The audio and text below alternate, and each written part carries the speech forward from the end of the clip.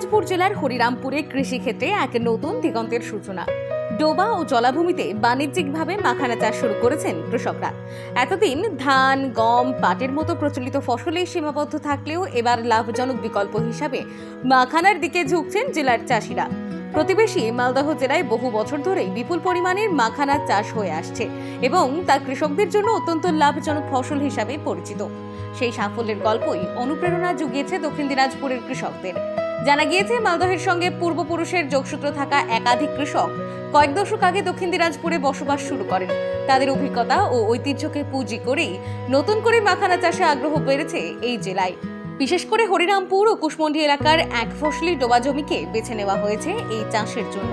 মাখানা চাষের জন্য প্রথমে জলাভূমিকে উপযুক্ত করে তৈরি করতে হয়। এরপর মালদহ থেকে আনা বীজ জলে ছড়িয়ে দিয়ে গাছ উৎপাদন করা হয়। ধান বা গমের মতোই নিয়মিত পরিচর্যা, সার প্রয়োগ এবং নজরদারির মাধ্যমে মাত্র 3 মাসের মধ্যেই ফসল তোলা সম্ভব। কৃষকদের দাবি, ফলন ভালো হলে এই ফসল থেকে 3 থেকে 4 গুণ পর্যন্ত মুনাফা অর্জন করা যায়। কৃষকদের কথায়, জেলার মাটি ও মাখানা চাষের জন্য যথেষ্ট উপযোগী।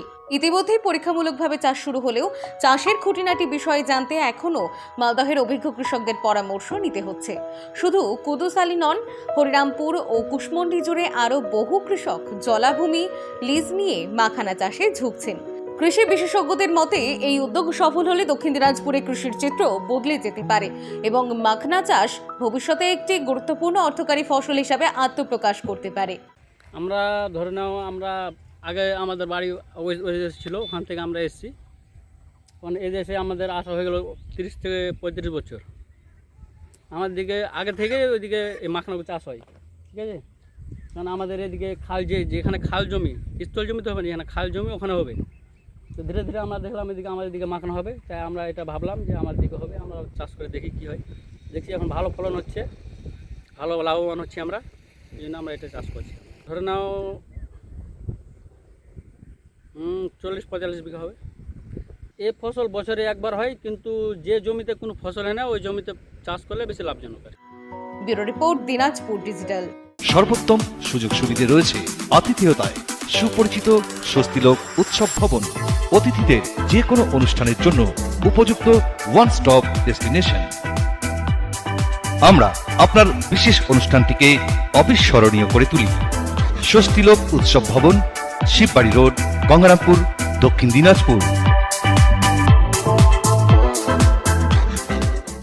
রক্তের সমস্যা কি অবহেলা করছেন? অ্যানিমিয়া, ইনফেকশন থেকে শুরু করে ব্লাড ক্যান্সার, সময় মতো সঠিক ডায়াগনোসিস অত্যন্ত জরুরি।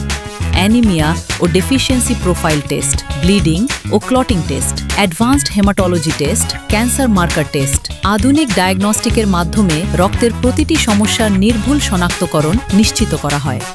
জীবনরেখা হাসপাতালে এখন রয়েছে সম্পূর্ণ হেমাটোলজি টেস্ট সুবিধা। আজই পরীক্ষা করুন, সুস্থ থাকুন। আরও ভালো ও নির্ভরযোগ্য খবর পেতে সাবস্ক্রাইব করুন দিনাজপুর ডিজিটালের ইউটিউব চ্যানেল। প্রতিদিনের গুরুত্বপূর্ণ আপডেটের জন্য চোখ রাখুন দিনাজপুর ডিজিটালে। বাংলা খবর মানেই দিনাজপুর ডিজিটাল।